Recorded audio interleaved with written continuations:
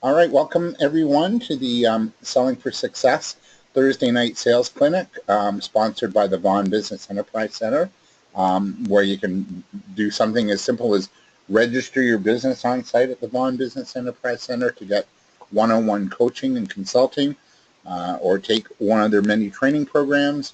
And if you know of any youth, they're starting the summer company program in the next few weeks. Probably you're getting your applications in now, and they also offer the Starter Plus program as well. So really one-stop shop for small business assistance and help, and they have sponsored this series. So we've been looking at knowing yourself, knowing your niche, warming up the sales call, developing a sales action plan, which we've done in the past few weeks. But selling is really just a good conversation. We looked last week at overcoming the fear of selling, the power of asking really good questions. Don't give up, stay in touch, and the relationship is the key. So that's kind of what we've been talking about. I like this quote for the day. How far you go in life depends on you being tender with the young, compassionate with the aged, sympathetic with the striving, and tolerant of the weak and strong, because someday in your life you will have been all of these. That's George Washington Carver. So just a nice way to start our session tonight. So what's on tap today? A couple of things. We're going to look now at the discovery phase and asking really good questions, and we'll talk a little bit about making good sales presentations. So when you, what we've been looking at, Alina and Kitty, is the 6-step sales process. And what I've done is I've boiled it down to 6 critical steps. So the first step, Alina, is research. So we looked at knowing yourself, knowing your industry, knowing the value of what you offer, and also knowing your market, right? So you got to always be in the game of researching and understanding your market, whether it's asking your customers critical questions or surfing online for information about your target market or your market segment. You also want to stock up on ideas and case studies about your own industry and how it impacts your customers. We looked at prospecting is the next step in the 6-step sales process, which could include making a cold call. It could include having a booth at a trade show, or meeting somebody in line at the movie theater and just having a conversation, or using your social media as a way to engage and have meaningful conversations with prospective buyers. And it also includes, of course, things like networking, speaking, writing, the various ways that you use to market yourself is all centered around the idea of prospecting. Prospecting is about trying to go after new business and new clients. The goal of prospecting is never to sell, because you're not going to sell in a 10-second conversation with a client or at a networking event. But your goal is to interest the customer enough that they want to meet you, right? And that step is called the discovery session, where you go one-on-one with the client and try and seek out to understand them better, to see what their wants, their needs are, what their goals are, what their budgets are, what their buying motivations are, how do they buy, what do they expect from you in the buying decision. And then if you agree that you can work with the client, then the next step is to work on a sales presentation. And in that step, welcome Yuri, by the way. Yuri just joined us. In the presentation step, you might have to overcome objections, which we're going to look at a little bit tonight, and negotiate as well. If you do get the deal after that, then you want to do the work, stay in touch, poll the customer just to see if they're happy with the work, and continue to develop the business relationship, because once you've got a client, and we know how long it takes to get a client in this day and age. It can take years, right? Or investment of time and money and energy. Once you have a client, you want to keep them and keep close to them. So you want to nurture that client, nurture that relationship, because if they like what you do, they'll buy from you again, but they'll also probably be your best source of core referrals. So that's really critical. So the road to sell, it's your road and yours alone. Others may walk it with you, but no one can walk it for you. So you really have to do the work, right? Because what we looked at in week one was some of the challenges we have in selling today. And for most small business owners, you can't really afford to hire a sales rep. People are kind of reluctant to work on commission only in this day and age. So you've got to be able to master the art of selling yourself until such time that you can afford to hire somebody in sales. So we talked about, having a meeting, doing a discovery session. So we're now in that step. And you got to get clear, like, what are your goals when you meet your customer for the first time? What are your goals? It might be you want to find out, number one, do they have the budget? Number two, what are their issues and challenges? Number three, you want to discover whether or not they have a need or a want for your service, right? You want to find out, how motivated they are to buy, right? So some people might have a need, might want what you have, but they're really not, committed to making the purchase and to going ahead and making the buying decision, right? So you need to get clear where your customer is at, how badly do they want it, right? What's stopping them perhaps from moving forward? What's in the way, right? What are some of their fears? Maybe because you're a new vendor, perhaps they don't have a trust or an understanding totally of who you are and what you're about, right? So you want to be clear that you have goals when you meet with a customer. You don't want to just meet and, waste their time. You really want to be pinpointed. One of the other things, I want to know about the customer is I want to see if there's a possibility for us to work together, right? That's really what I'm gunning for too. Is there a possibility for us to work together? Can I help them with their problems and issues and challenges? Can I help them get to where they want to get to? Perhaps they want a more pleasurable result. Maybe they want, a photographer for their wedding. Can I help them? Can I help them at the price they want? Is what they want reasonable? So there's critical things you want to find out about your customer. One of the other things, that you want to find out about them is, are they the key decision maker? Perhaps it goes to a committee and you're just talking to someone that's really not the key decision maker. So you want to try and get to that key decision maker because that's the person that's going to give the go-ahead on the sale and probably even sign the check, right? Are you clear as to how you can help a customer? Are you clear to, to say no if you're in over your head, if you can't help the customer, right? So you really want to, start to think when you book that discovery session we talked about in the 6-step sales process, what's your goal for that meeting? And what I do is I go in prepared with questions to ask. Some questions work, some don't. It just depends on the meeting. Each meeting you have with a customer is organic. One of the other things too in a sales, not sales meeting, in a discovery session, so I'm going to go back right here, right? Discovery session. One of the things that might help you is that you don't have to know it all. You don't have to have all the answers. This is a chance for you to sit down with the client and gauge where they're at, what they need, what they want, what the challenges are, what their budgets are, and whether or not you two can work together. So you don't have to have the answers. The other thing you might also want to do is teach the client, inform them, educate them on what it is you do and how what you do can actually help them get the results that they want, right? So that's really also really critical in that discovery session. The discovery session is a really great opportunity to build trust. It's time for you to seek to understand your clients first.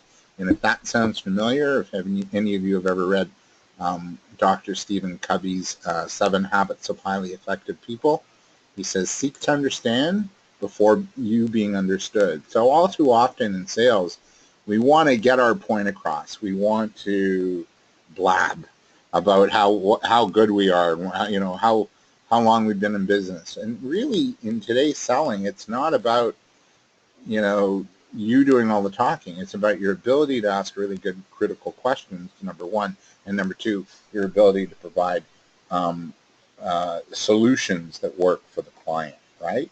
So the key in that discovery session is it's an opportunity to understand your clients, to seek to find ideas, solutions, and opportunities that help your clients get from the current situation into their desired state. You know, what do they want to have happen? So like another quote, people don't ask for facts in making up their minds. They would rather have one good soul satisfying emotion than a dozen facts. So don't overwhelm your clients with facts and figures unless they've asked for that. So what we're getting at here is this is what's known as consultative selling. And consultative selling is a process where you as the sales person or rep and the customer agree that, number one, the relationship between the two of you is number one. It supersedes any single transaction. So don't,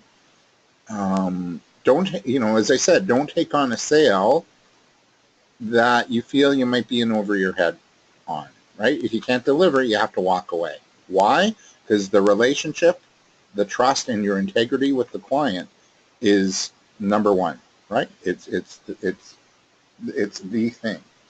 And then you want to, in consultative selling, focus first always on discovering and defining a need or problem independent of your product or service, and then create a set of solutions, come in with ideas, come in, maybe teach the client as to how you can resolve the problems they may have, and if you can incorporate that into your product or service, chances are you're going to get the sale.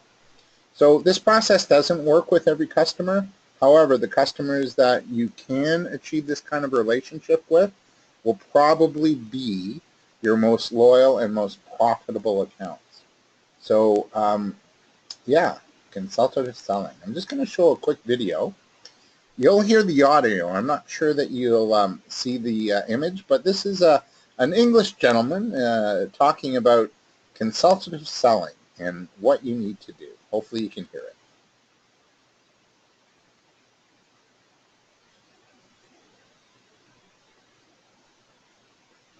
Hello, I'm Vaughan at SDB Training and SalesAssessment.com, and this video is about taking you around the sales cycle and having a look at the fundamentals of consultative selling. What I want to do is actually just tell you a quick story. One day, I was standing in my garden, and in my garden I have a tap, and the tap was dripping. And I look at it, as I do every time, and say to myself, the tap's dripping. On one of these occasions, a plumber walks through my garden, and the plumber says to me, your tap's dripping. And I say to the plumber, yeah, I know. He says, I could fix that for you for £50. And I say, yeah, it's okay, I can live with it. Right? So one of the fundamentals of consultative selling is distinguishing between an issue, a problem, or a challenge and an actual need. A need is something I want to do something about.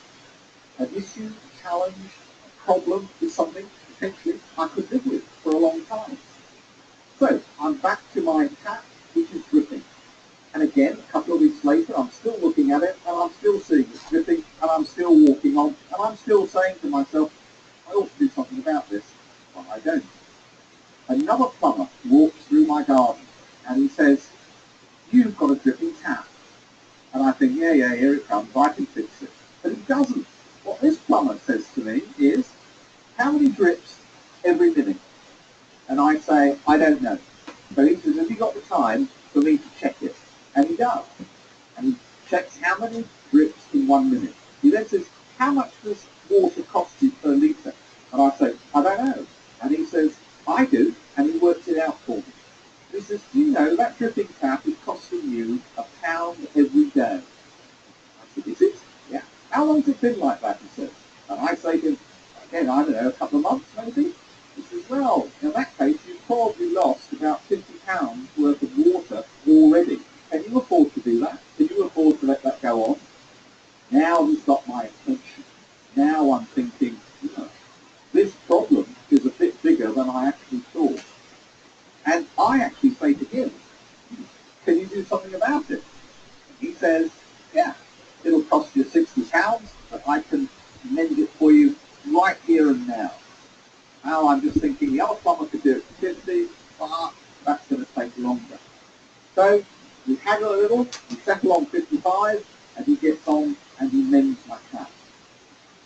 Fundamental for consultative approaches to selling is to be able to build the needs that the customer has, to be able to see the benefit in metrics and understand the difference between an issue, a challenge, or a problem that you can live with and a need that you've got to do something about. And that is one of the key fundamentals if you want to be a really successful consultative seller.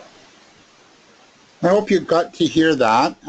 So, people have, needs and wants, and like you said, I got to tend to this dripping tap, right? And in consultative selling, the key is to ask really good cutting edge questions that get to the heart of the matter, and to know your stuff, right? When you know your business and you know how what you do can help benefit a client, and you ask that critical question, what does it cost you? What's it costing you to keep on going like this? I said, well, I don't know. And the guy said, well, I do. It's going to cost you £50 a month. Can you afford to do that? And now all of a sudden it becomes real. It becomes I better do something about that. I don't want to go on, wasting £50 a month, right?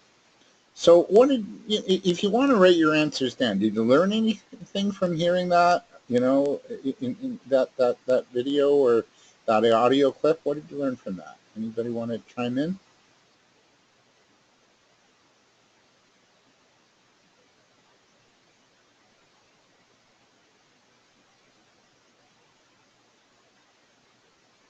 Give it another 10 seconds to see if anybody has any answers.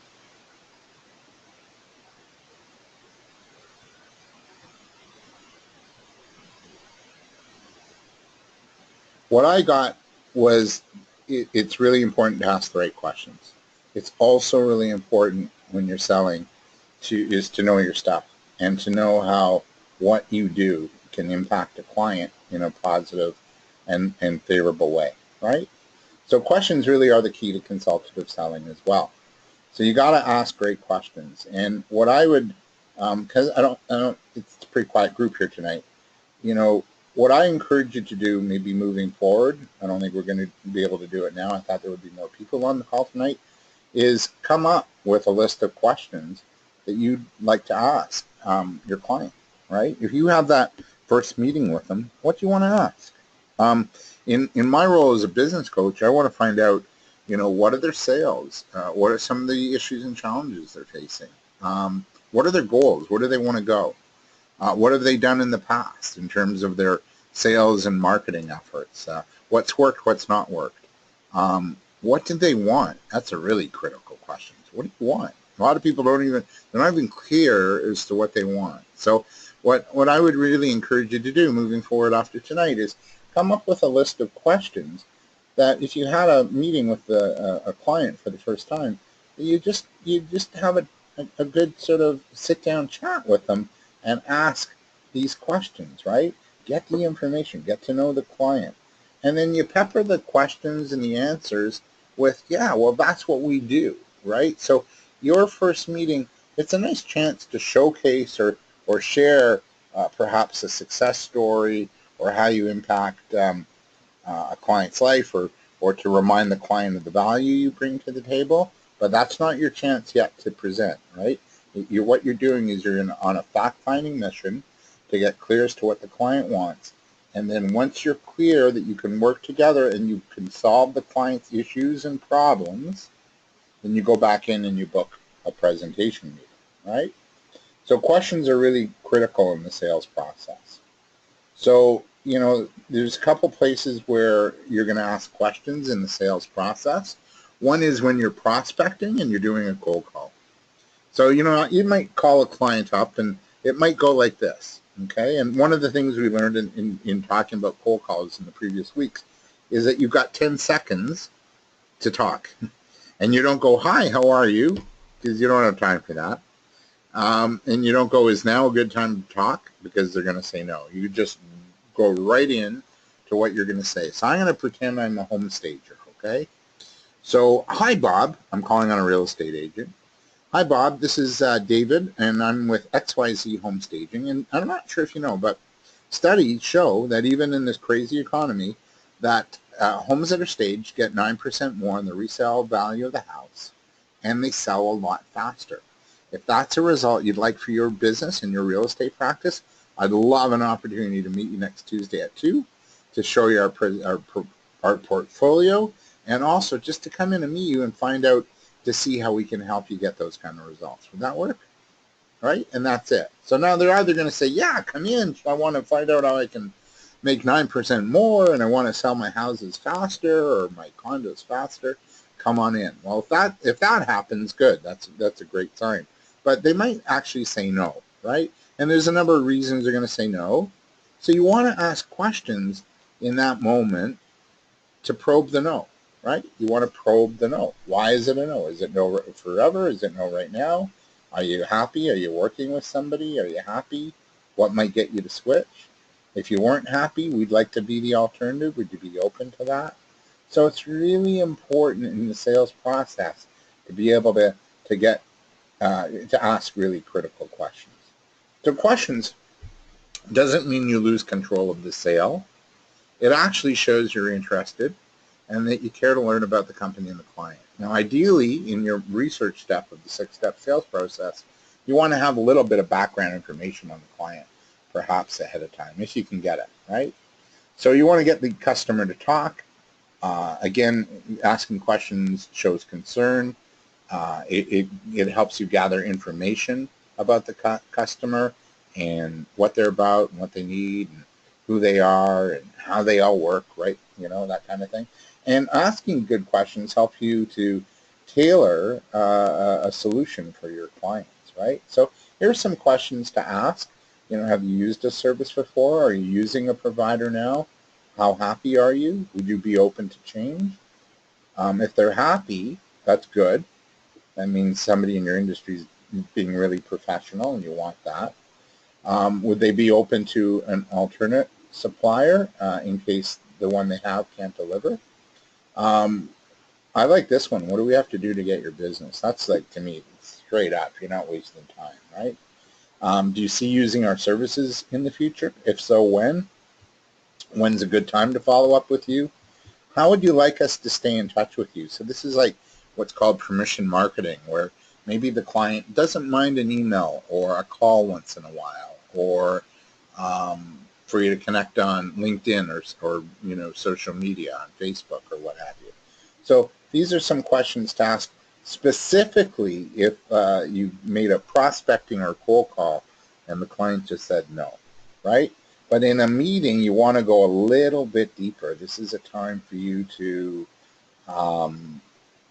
really, really get to the client's pain. What's it costing you by not changing, right? It's like that audio clip you just heard, costing 50 pounds a month. You want to go on doing that? Well, not too many people would, right? So the kinds of questions you want to ask are situational. What's the current situation? How happy are they with that? Is it bothering you? Is it starting to bother you? What's the cost of not changing the current situation? You want to ask questions around future plans. What are your future goals? Where do you want to be? What would you like to have happen, right? You want to ask questions around the buying motives or triggers, like what makes you buy? What do you want? Is it quality? Is it just price? Is it service? What is it that drives you to make a buying decision? Sometimes we get hung up that we have to have the cheapest price, and really, that's not it at all. And that might not get the deal. To me, it's you got to communicate your value. What are you doing to help your client and helping them understand the value of what it is you do to assist them. You might want to ask questions around timing. When might they be interested? When might they be ready to make a buying decision? Because, truth be told, you might call somebody or meet somebody at a networking event or be at a trade show showing your products or services, and the people coming by the booth or the people you're talking to on the phone just might not be in the market or ready to buy at that given time, right? You also want to get clear as to, do they have the budget, right? If they don't have money, maybe don't put a lot of attention there, like just wait until they have the money. My view on budgets is when somebody really, really, really wants it, they'll find the money.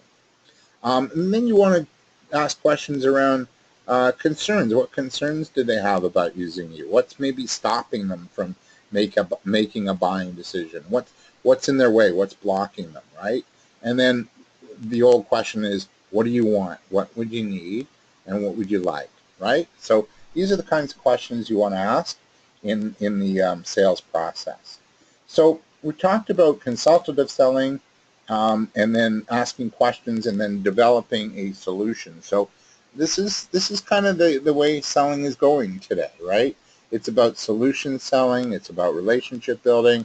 It's about teaching and educating your buyer, showing them not only, telling them what you do and sharing the value, but showing them how it can actually work, how what it is you do can really benefit your client. So to succeed today, sellers need to be worthy collaborators with highly knowledgeable buyers. You probably find that your buyers probably know more about what it is you do than you do. So buyers are way more finicky in terms of parting with the dollar in this sort of time of global economic uncertainty. So I think more and more buyers and consumers want to make sure that what they're spending money on is going to see a good return on investment. Are they going to get their money's worth? Are they going to get the value out of what it is they're spending and what they're spending with you as a business owner, right? So you've got to be able to show that there's clear value and they're going to get their needs met, they're going to get the problem solved, they're going to get the results they're looking for, and you better follow through with that, right? Or you won't have a customer for long term. So you've got to align with the buyers in their buying process and collaborate with them in an open, transparent manner. So what do I mean by that? I mean, you've got to educate the buyer every step of the way. So if you do that, you're going to win business and you're going to transform selling, right? You got to share, like, hey, this is how we work. This is why we're maybe a little bit more expensive. Here's what you're getting when you buy from us. They might have a competitive price that might be lower, but at the end of the day, they might not know all of what you do and what you bring to the table. And you need to be transparent, open, and honest with customers and share the value of what it is you're doing. Because they might have a quote for apples where you're oranges. So you just really need to be clear in communicating to the buyers why you're worth it, what you do, how it works, right? This is how it works. Get clear on what makes you different, what makes you unique, what makes you stand out, and get clear as to communicating past successes with other clients. And that those successes is what you're going to do. Those results is what you're going to provide your buyers or prospects alike, right? So when you're looking to collaborate with a client, and that's what people want. They want collaboration. They don't want you just to, again, just be about making a sale and, having one transaction and then, after they buy, it's goodbye. You want to develop that relationship with the client and be a collaborator, be a cause in their success. So the 4 ways to get collaboration happening is, first of all, prepare the buyers to collaborate. Get them to see you as a reliable trustworthy vendor for them to use time and time again. And you can do that, in your social media by posting posts that are more educational, that show the client how you help. The other thing is set a meeting that opens doors for collaboration. So, that's why I like a discovery session, because you can position yourself as somebody who's interested in the client. You're asking good questions, but you're also sharing some ideas that you think might be worthwhile to the buyer, right? But the ideas aren't finished enough, and you need their help to think them through. So prepare the buyer to, that you're going to be working with them in a collaborative effort. Step number 2 is implement wonder, and to reinforce the impact of not acting on the ideas you're bringing to the table and the solutions, and ask the buyer to wonder about possibilities. For example, you might say, so Joe, it's happened like this at 2 of our other client sites. Given what we've discussed so far, when you're asking questions and dialoguing with your customer in the discovery session, so given what we've discussed so far, imagine for a minute you implemented something similar and it's 6 months from now. What effects do you think you might see? What would the impact be, right? Or what would the impact be if you didn't make a decision, if you didn't make the purchase? Imagine and wonder what it would be like 6 months from now. And when you ask that, it's a pretty open-ended question, but you're getting the customer to kind of think, like, wow, if I don't act now, I might not be where I want to be 6 months from now, right? You're also kind of getting to the pain point of your customer. What's the cost? What's the pain of not acting now, right? So you need to ask questions to get to the pain. So you want to ask incisive questions. You want to ask open-ended questions. If you ask a question that really cuts to the heart of the customer and they go silent, you've got to go silent with them. The first one to talk will lose in that business situation. So just be mindful of that, right? So be prepared. Ask good questions. Ask meaningful questions. Ask the tough questions. Because once you ask the tough questions and you get the client to kind of go silent and they're really thinking, you got them. You got the sale. It's a matter of, okay, understanding them, understanding where they're at, and providing ideas and solutions and at a price that they could afford, and chances are you'll close the sale. The fourth way to connect and collaborate with the client is don't sell one offering, right? Have other flexibility in your services. Maybe have packages, so if they can't afford one, they can try the one down and grow into your services. So have a few solutions on hand so that your client has choice, right? You just want to get them on board with you to become a client, and then hopefully over time they'll start to come back to you time and time again and use your services, and then you can upsell them, right? So the goal is to get a chance to present your ideas and solutions in person.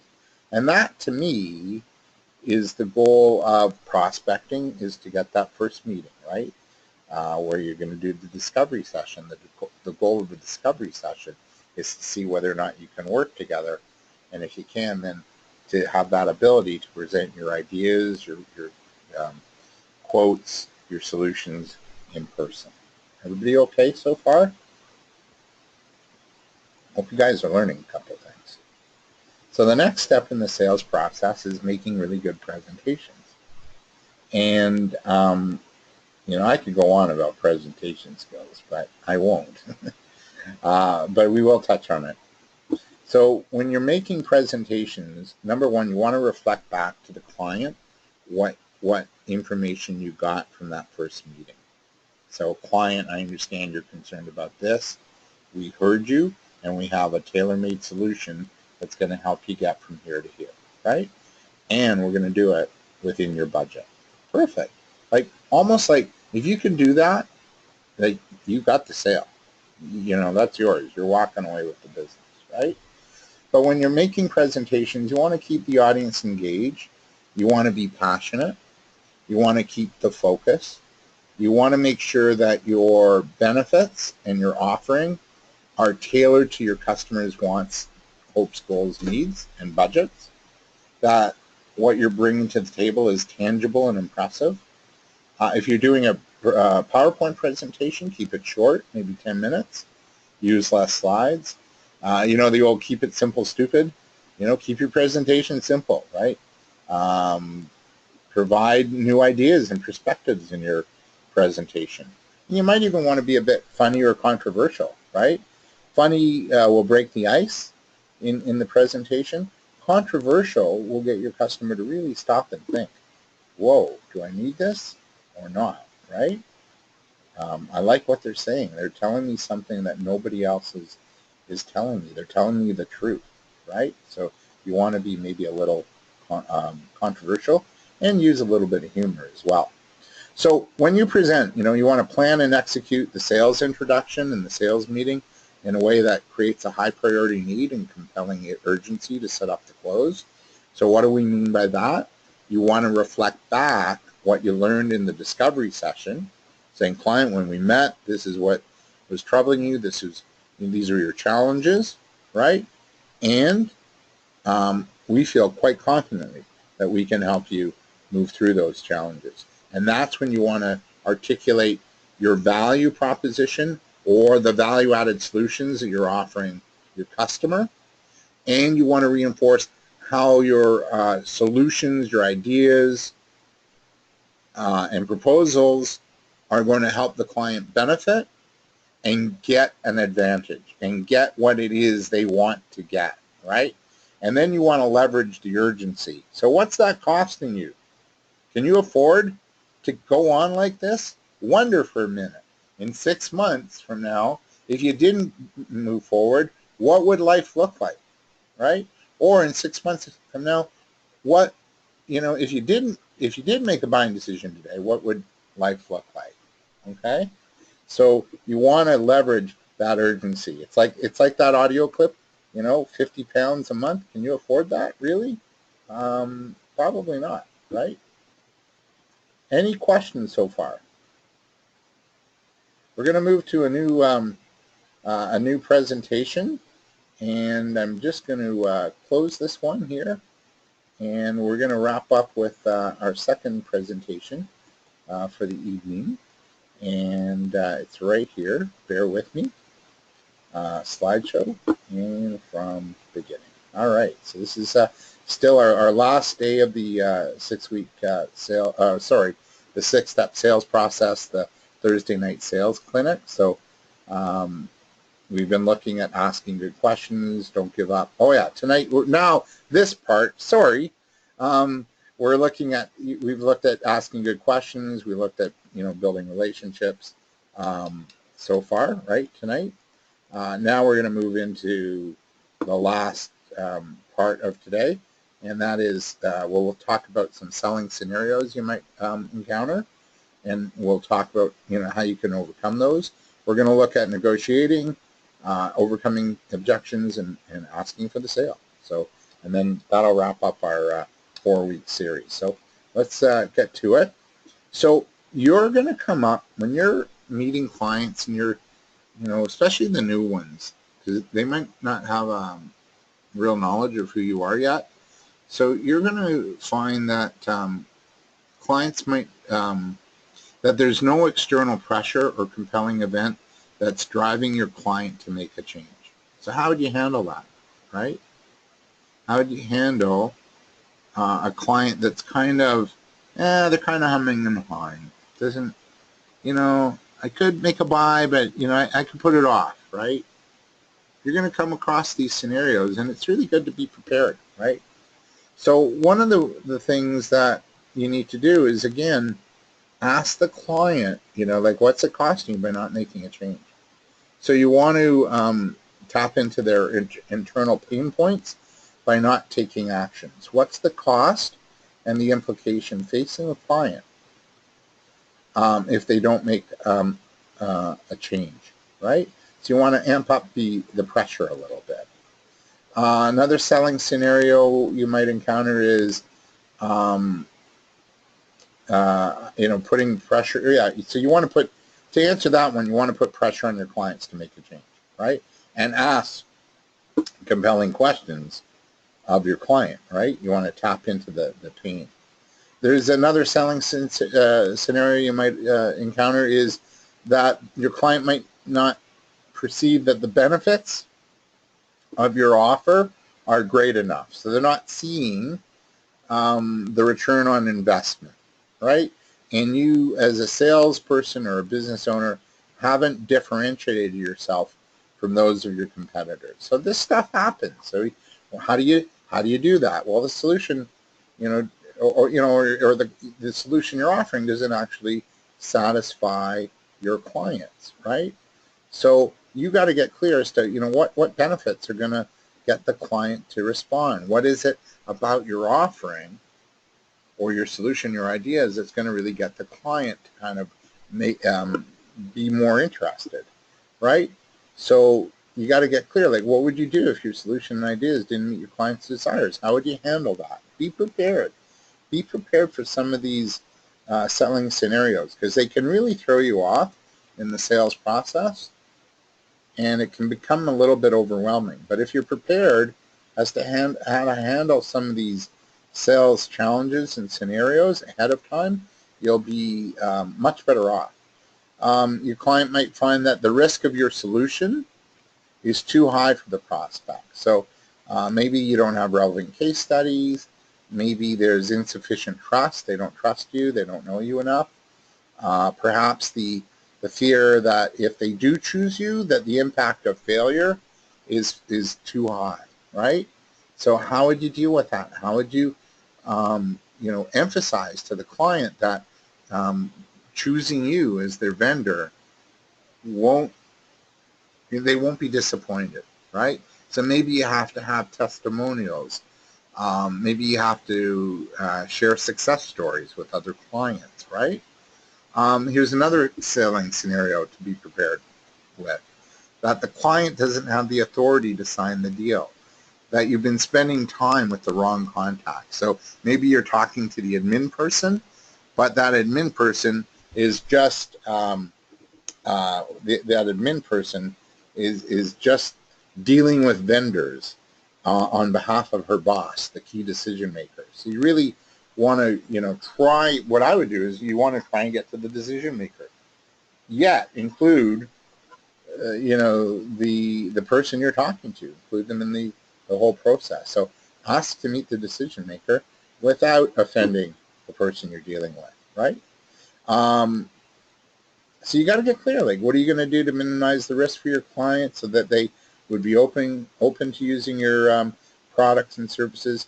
How do you approach the contact you've been calling on to lead you to the proper contact and decision maker? Be prepared, like think things through. And finally, what would you say to a client? This is horrible. Can't believe clients would do this. What would you say to a client that's using your company to benchmark your offer versus their current vendor without losing your cool? In other words, they're shopping you, right? They're just seeing, they're just, kicking the tires, seeing what if they can get a better price. So how do you get the buyer to take an action or get an agreement so they'll be able to, make the buy and sign off on the deal? How do you work against these sort of scenarios? So, really be prepared, right? Because these are the things that might happen during the presentation, right? And you want to be prepared to if they start showing up. So once you've presented, you're going to encounter what we know as objections, right? So what's an objection? What do you hear? It's usually like, oh, the price is too high. I don't know you. I can't make a decision. I got to get my boss's input. I don't have the time, right? These are some typical objections that you hear and that you'll face. So Objections are actually a good thing. To answer the question, is an objection good or bad? They're not either. They're actually really a good thing. And they're good because your customer hasn't stopped communication. They haven't thrown you out the door. They're still in the game, right? But you've got to understand really what is an objection. Question 2 here. What is an objection? An objection is a need that your customer has that they didn't even know existed. So if it's an objection about money or price, don't take it personally. Understand that your client is really stating a need they have around the issue of price. It's their issue. Price is their issue, right? So again, an objection is your customer stating a need they didn't know existed. So here are some typical objections: time, money, others, they don't know you enough. So ask them what they need. Get clear as to what they want. So a way to overcome objections is put your hats on. And what does HATS stand for? It's a really easy formula to use to help you overcome objections. So HATS stands for hear it out first. If they say, yeah, you know, like your price is a little bit too high. Okay, accept it. Then thank them. So HAT, right? Thank them for stating it, right? It's only a need. Remember, it's a need. It's not personal. It's not about you. It's about what they need. And then ask them to solve it. Ask them to solve their own objection. And then see what they come back with. So, you know, hey, Joe, thank you for pointing that out. I get price is an issue. It's an issue for a lot of us these days. What would you like to see in terms of price that would, you know, help us get your business, right? We want to do work with you. What would you want to see? What would you want? And get the client to help you solve the problem. They'll tell you what they want. And then you're in a position now to say, okay, I can do that or I can't, right? And so you're in the driver's seat. So get your client to solve their own problem by telling you what it is they actually want. And what you're going to maybe get into is you're going to get into a negotiation, right? Maybe they want something, a price that's really a lot lower, but you know what? I can do that still, but I'm going to need a check up front, right? That's negotiating. I can do that if you give me this, right? So in the negotiation process, and you got to think this through when you're selling, the negotiation process is part of the sales system, right? Part of the 6-step sales process. So you want to get into your opponent's world. So this is a method, this is called negotiating from the left. So when you're negotiating, you want to remind the client of their need for change, right? Hey, the tap's dripping. It's costing you this much money. What are the implications of not, you know, doing anything? And wouldn't you want to save that money and put it to something else? So you want to get into your client's world and remind them of what their problem was, what are the implications and cost of not acting on it, and remind them that if they do act on it, they're going to have the result they want. So that's your client's position. Your position is to remind them of the value of your service, the results, the success that they're going to get by working with you, and that they're going to reach their desired outcome or goal by hiring you. Does that make sense? So negotiating, a couple of tips to achieve a win-win position in negotiation, and ideally that's what you want. You don't want to win-lose. You got to sell your own position in the context of what drives your client. So client, when we met, you said this was really bothering you, and this was one of your key goals. We can deliver that. We can help you achieve those goals, you know, if you really want them. If you don't want them, again, you know, what are the implications of not acting or not making a buying decision, right? That kind of thing. You want to treat the negotiation as a key element of your sales process. Learn that negotiating from the left model, it works because it gets you to remind the client of why they came to you in the first place, and it gets you to reinforce your solution, your ideas, your proposals, and your value to the client. So some keys to good negotiating is set your objectives and an agenda. Be really clear. Hey, we're negotiating today to achieve this. These are the results we both want. Are we in agreement? Yes. Let's move on, right? You want to pick the right environment in terms of negotiating. Make sure that you're in a good environment where you both feel safe and comfortable. I don't know if any of you have ever presented in front of 3 or 4 people before, but that's a bit, that's a challenging environment because it's just you against 3 or 4, right? As a sales rep or business owner, you're going to feel a little bit more self-conscious in that environment. You might want to have the negotiating happening at a third-party location, like off-site, off your site and off the client site. You want to be prepared, so you want to prepare an opening speech, almost like, you know when you see lawyers on TV, well, and this is, you know, this is the case, and this is what we're, you know, you want to prepare an opening speech, right? That reinforces your own position, your value, your ideas, your solutions, and how that's going to help the client achieve their desired outcomes, right?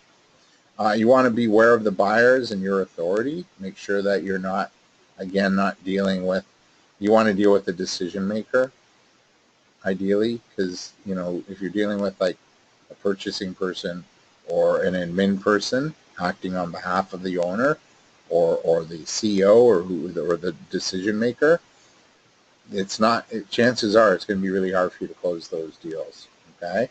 So beware of the buyers and your own authority. Can you both make decisions? Are you both decision makers? Be prepared to walk.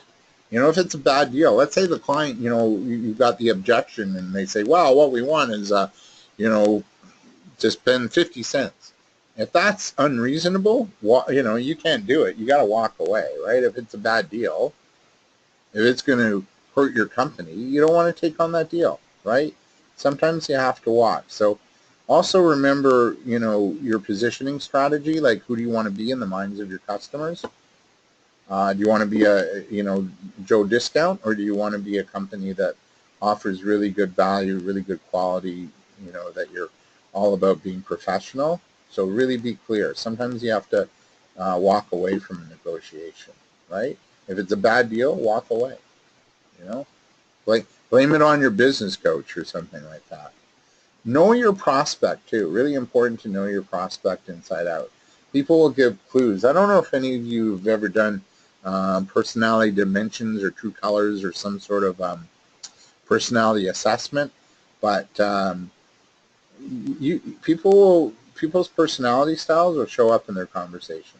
Okay, so listen to what people say. You know, they might say, well, you know me, I drive a hard bargain, or yeah, just give me the facts, you know, or I need the details. So that's a detail-oriented person, right? Or no, just, you know, just give it to me. You know, I'll review it. I want this to work. I want to, you know, I want my company to be happy. You know, that shows what matters to your buyers. So know your prospect and try to identify their personality style. The last thing we're going to talk about tonight, we're almost done, is the importance of, once you've negotiated, once you've come up with that you've agreed to do business, you got to ask for the business. And believe it or not, I work with a lot of small business owners that got stuck on this point. They're afraid to ask for the business. They're just afraid, right? They're afraid to hear no, or they're afraid they might not get the price they want, right? But you got to ask for the sale. So once you've gone through the sales process, the research, the prospecting, getting that first meeting, the discovery session, working on a proposal or presentation, overcoming objections, negotiating, then you got to say, great, we've reached an agreement. When would you like us to deliver, right? So there's a few closes to consider. You can try the trial close.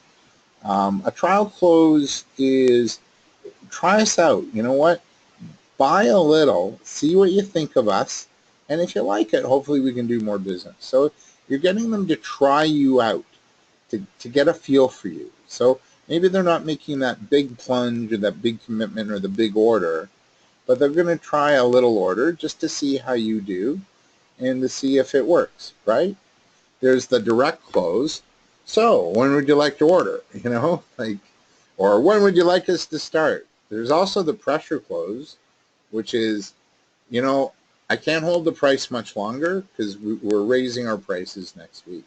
So if you don't buy now, I can't guarantee this price. Has that happened to anybody? Maybe when you bought a car? There's the negotiated close. Remember we talked about negotiation? Yeah, Joe, if I can give it to you at that price, can I get a check up front? Can I get paid up front? Right?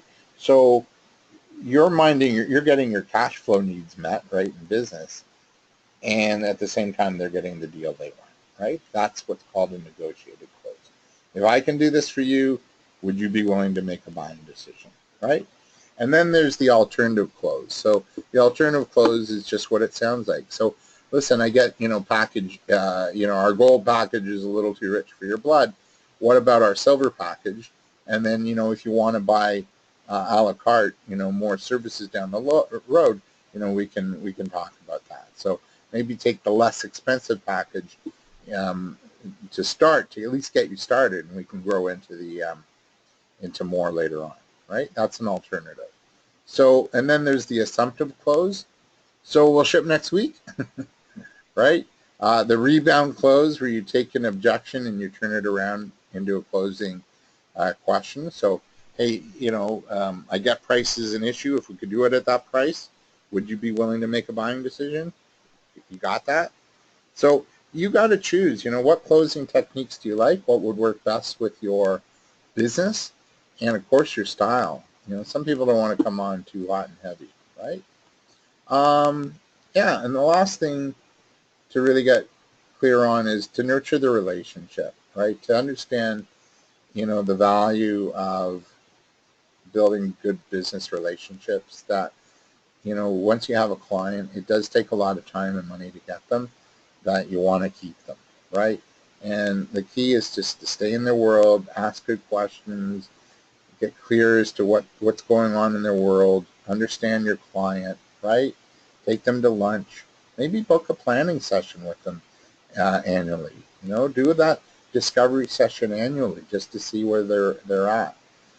Ask them to, if it's cool to have them on your newsletter, blog, marketing list so that you can continue to educate them and inform them. Ask them, how much marketing is too much. Some people don't want emails, right? Invite them to some events you go to so that perhaps you can introduce them to new business contacts. Always share leads and ideas with your clients, and always showcase your knowledge, expertise, and success stories, because really that's what people want, right? They want to know that you're out there doing it and you're having success, and if you're successful, they'll be successful, right? So just a little factoid here. We're almost done.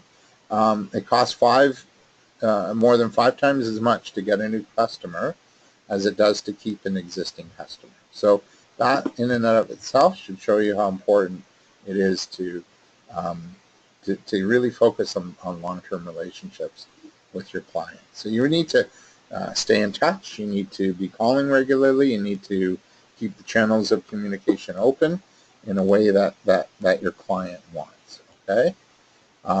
So be clear as to what tactics you're going to do every month to enhance the relationships you have with your clients, even with your staff, right, and your stakeholders. Yeah, here's the importance of long-term relationships with your clients. First of all, once you have a client and they're happy with you, they're your best source of referrals. So be asking for referrals. Ask for more business. Maybe they bought, like McDonald's doubled their sales by asking, do you want fries with that, right? Ask for more business. Maybe they bought, package A, but now it's time to get package B, right? And ask your clients to come back more often. You can actually triple your sales. I'm going to show you this little model. Let's say this is your business and you've got 10 customers. They come in once a year and they buy $100, right? That's the average sale. So what is that total? It's $1,000. But if you just ask your customers for referrals, ask them to come in more often, and hey, by the way, do you want fries with that? And let's just say, for an example, you got a 10% increase, right? So out of all your customers, one gave you a referral, right? So now you're up to 11 customers, and let's say you ask them to come in and buy something else during the year, and so you had a 10% increase, and now they're coming in 1.1 times a year. Don't know if that's physically possible. And let's say they 10% of them bought French fries, right? So when you times that out, your total sales are now $1,331. So you've increased your sales by 30% just by asking your customers for referrals, asking them to come in more often, and asking them to buy French fries with it. 30% increase didn't cost you a thing, not one penny in advertising. Pretty cool. I'm going to end tonight with a quick video. We go to 8:15, and this is Brian Tracy, a real sales guru and leader, and he'll tell you the success secrets of a salesperson, and then we'll wrap up. Let's talk about the 7 key result areas of sales success. You want to feel the ability right now to do new sales to sell and earn twice as much as you're earning today, and probably more. It is said that your attitude more than your aptitude determines your altitude. How high you can soar and how much sales success you can achieve depends on you and your attitude more than anything else. There are 7 key result areas of sales success, but if you improve in each of these areas, your sales will increase and sometimes enormously. These areas represent important parts of the sales process. And mastering these key areas will become a much better salesperson. So focus your time and effort on improving these areas of your sales strategy to achieve amazing sales success and to increase your income dramatically. The first area is called prospecting talk. This is a process of finding more and better qualified people to talk about your product or service. The best salespeople have the most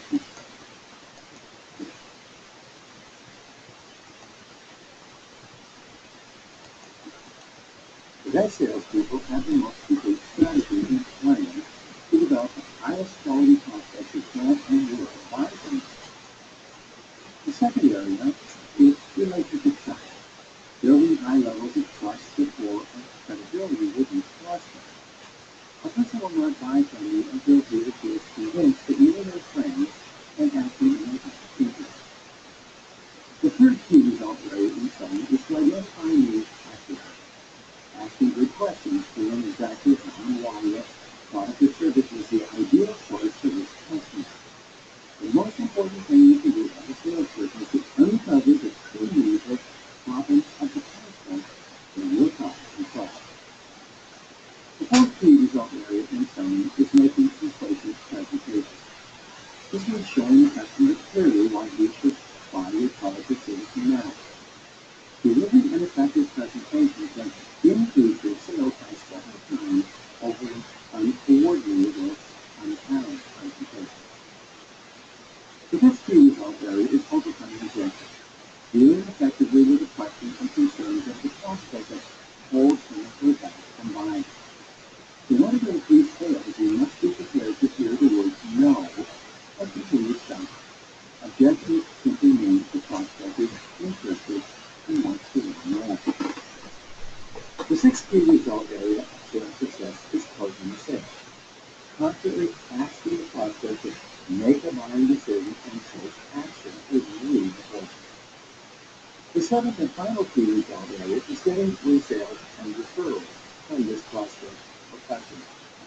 It means taking such good care of your customers that they buy and buy again and their friends to buy from you as well. Maintain a customers for life mentality by treating each customer as though you want to have them forever. Now, if you improve by just 10% per year, which is less than 1% per month, In each of these 7 areas, the ultimate result will be that your sales and income will double or more over the next 12 months or even faster. Just try it and see. Thanks for watching my video. Make sure to subscribe and tell a friend about it. All right. Friend about it. For exclusive content on sales training, leadership, business, and personal success, visit me at vaughantracy.com. And while you're there, sign up for my newsletter. Until next time, go out and create the success that you desire. That's Brian Tracy. So hopefully you learned a couple of things. My request of anybody is to become a sales professional. Really focus on selling, read books on selling, get a mentor. You see sales training seminars, take them.